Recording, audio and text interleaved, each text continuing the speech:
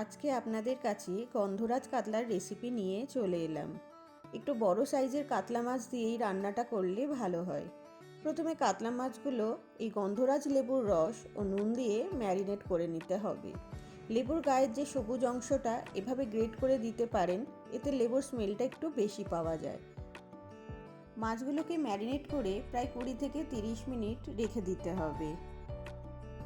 এবার কিছুটা পরিমাণ কাজু ও চারমগজ কিছুক্ষণ গরম জলে ভিজিয়ে রাখবো। একটা মিডিয়াম সাইজের পেঁয়াজ স্লাইস করে লাল লাল করে ভেজে নিয়েছি। এই ভাজা পেঁয়াজটা পরে আমি কিছুটা গার্নিশিংয়ে আর কিছুটা বেরেস্তা হিসাবে ব্যবহার করব।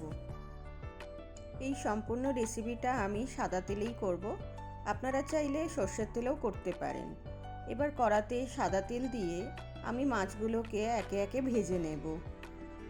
মাছটা যতক্ষণ ভাজা হচ্ছে ততক্ষণ আমি এর গ্রেভি বানানোর জন্য পেঁয়াজ, আদা, রসুন ও কাঁচা লঙ্কার একটা পেস্ট বানিয়ে নেব। তবে এখানে আপনারা আপনাদের হিসাব মতো তেল ও কাঁচা লঙ্কা মানে ঝালের পরিমাণটা বাড়িয়ে নিতে পারেন। এবার কড়াতে সাদা তেল দিয়ে ওই পেস্টটা দিয়ে একটু নেড়ে চেড়ে নিতে হবে। এবার ভেজানো কাজু ও চারমগজ, দই ও সামান্য পরিমাণ চিনি দিয়ে পেস্ট করে নিয়ে সেটা ওই পেঁয়াজ, আদা, রসুনের সাথে ভালো করে কষিয়ে নেব।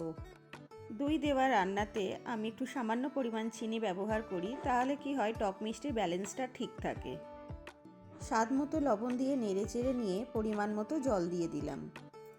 গ্রেভি ফুটে উঠলে তাতে ভেজে রাখা মাছগুলো দিয়ে আরও প্রায় 5 থেকে 7 মিনিট মতো এপিট ওপিট করে উল্টে পাল্টে মাছগুলোকে ফুটিয়ে নিতে হবে, যাতে মাছের মধ্যে ভালোভাবে গ্রেভির ফ্লেভারটা ঢুকে যায়। এখানে আমি খুব বেশি গ্রেভি রাখবো না, গ্রেভিটা আমি একটু মাখামাখাই রাখবো। তাই গ্রেভিটা যখন এরকম থকথকে হয়ে আসবে তখন নামানোর ঠিক আগে 2 থেকে 3টে কাঁচা লঙ্কা ও গন্ধরাজ লেবুর রস এখানে চেপে আমি বেশ কিছুটা দিয়ে দেব, যাতে লাস্টের দিকে দেব লেবুর রসটা, যাতে ফ্লেভারটা ভালো থাকে। আর কিছু পরিমাণ বেরেস্তাও আমি এখানে দিয়ে দিলাম।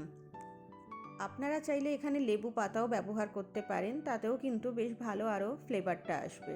গন্ধরাজ কাতলা গরম ভাতের সাথে খেলে জাস্ট জমে যাবে, আপনারা অবশ্যই ট্রাই করবেন।